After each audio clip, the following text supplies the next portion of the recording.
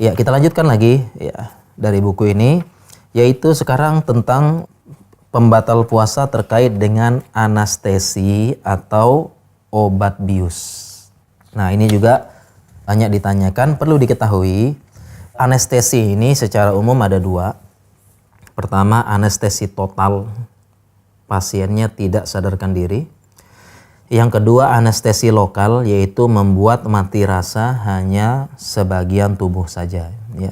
Pada bagian tertentu saja, misalnya, contohnya misalnya ya ibu-ibu yang operasi cesar, itu yang dimatikan rasanya itu hanya bagian perut ke bawah, ya. Jadi ke atas masih bisa dan masih sadar.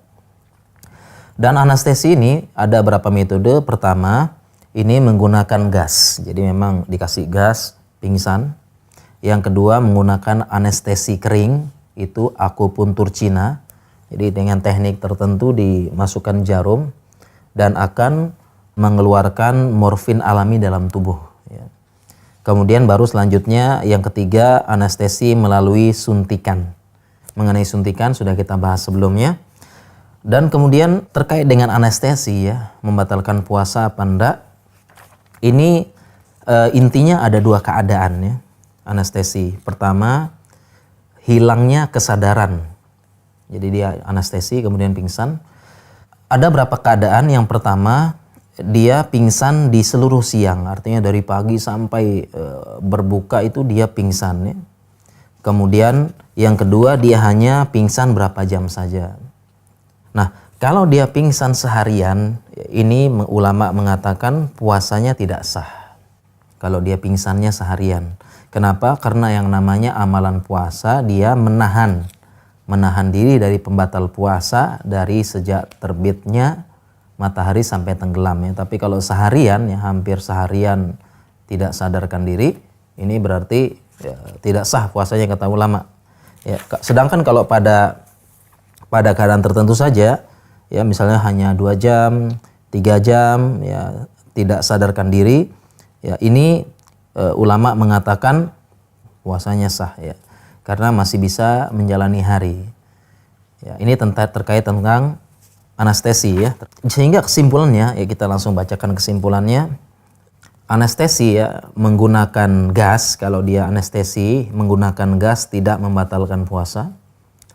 Anestesi kering, ya, menggunakan teknik akupuntur tidak membatalkan puasa. Sedangkan terkait dengan pengaruhnya, apabila dia tidak sadar seharian penuh, maka puasanya tidak sah. Sedangkan kalau dia tidak sadar hanya beberapa saat, ya, beberapa jam, maka ini puasanya sah. Kemudian pertanyaan selanjutnya, ya, ini masih terkait dengan pembatal puasa kontemporer, ya. Ini yang paling banyak ditanyakan oleh beberapa ibu-ibu, ya.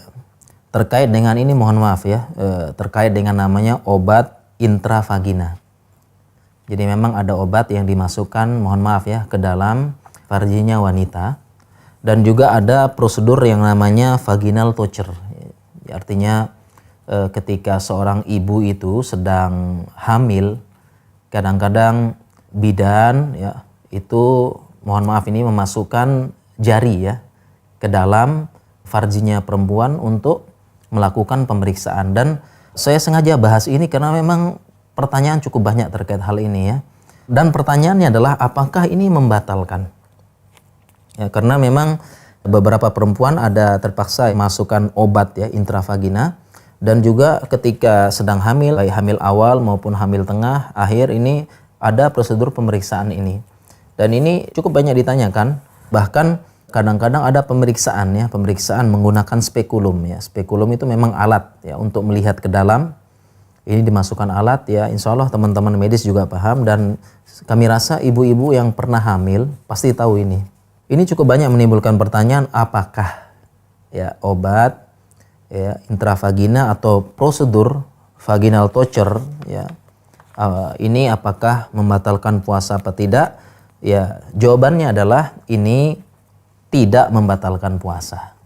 Ya, yang menjadi kekhawatiran adalah dikiaskan, ini mohon maaf, ya, dikiaskan dengan jima, sehingga ini batal apa enggak, ya, memasukkan obat dan memasukkan teknik vaginal torture ini jangan-jangan seperti jima, apakah membatalkan puasa apa enggak? Ya, jawabannya ini tidak membatalkan puasa. Kenapa?